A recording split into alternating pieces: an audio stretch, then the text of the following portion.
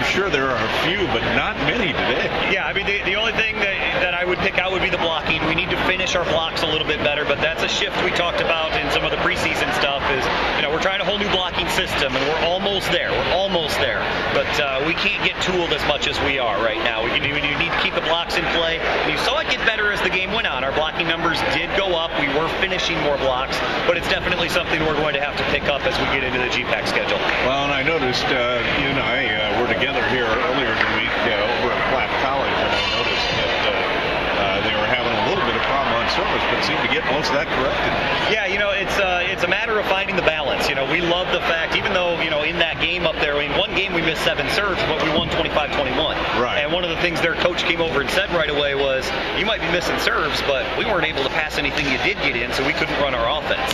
So there is a balance to be had there. We missed 3 in the first game. That's right about where we need to be. So I was happy with our aggression level without being ridiculous. Well, and you've always been that way. You've always wanted to have an aggressive team, and I think you got that out of them tonight. Yeah, absolutely. And speaking of the serving, how about Libby and Katie?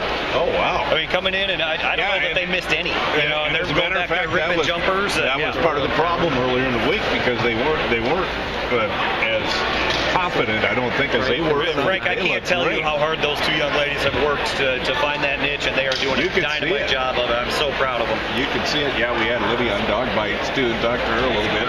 Got her braces caught in the net one time. I thought, well, that would happen, But great kid, just 2 wonderful young ladies. They're leaders. They're leaders, and that's we graduated some great leaders last year, but we have had no drop off at all with girls like the Dinkle girls stepping up, and Claire obviously, and Katie and Libby are just they're awesome. I can't thank the Lord enough for putting them in our program. Well, some of your younger kids just got in for a little bit there, and they look great. I think Hobbiger is going to be a good one down the road. It looks like Shannon O'Hara played well. She got that last kill for. And that's part of what's picking up our program so much is the level of play in practice. You're seeing what we're going against in practice, and there's very little drop off between the first and second teams here. So we couldn't be more happy with today. Scott, the GPAC as a whole this year. I mean, we talk about it, but I'm not sure the average person realizes how good this conference is. It's pretty ridiculous when we're ranked 5th and Briarcliff 6th and Doane 7th, and I think all 3 of us are pretty good. So and I don't know that that's wrong ranking us there, type thing. Well, and we're not Doane going to just know went that and played for a Evangel, while. number 14 in the country, really tough yesterday.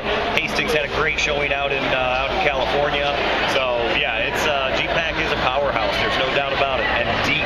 Yeah, Hastings is 3-1 on the year already, and their only loss was to a very good team. So they're pretty strong, and the Bulldogs, they come in getting some rating votes. Oh, that's kind of nice early. Yeah, we had a pretty solid year last year, and we're getting on the radar of some people, but when it comes down to it, we just got to handle our business and let that stuff take care of itself. Okay, well, you got Bellevue coming up next week in the Walter Arena on Tuesday, and that's going to be a 7 o'clock contest. They're 1-3 on the year right now, but don't let that fool you, Frank. Don't let that fool you. Those 3 losses are all against teams that are either ranked or receiving votes, and they've played them tough. So there's no doubt that we're in for a battle on Tuesday night. Bellevue's a great program, great tradition. Coach Trish does a wonderful job out there defensively, and she always finds some offense to give teams fit. So we know we're in for a fight on Tuesday.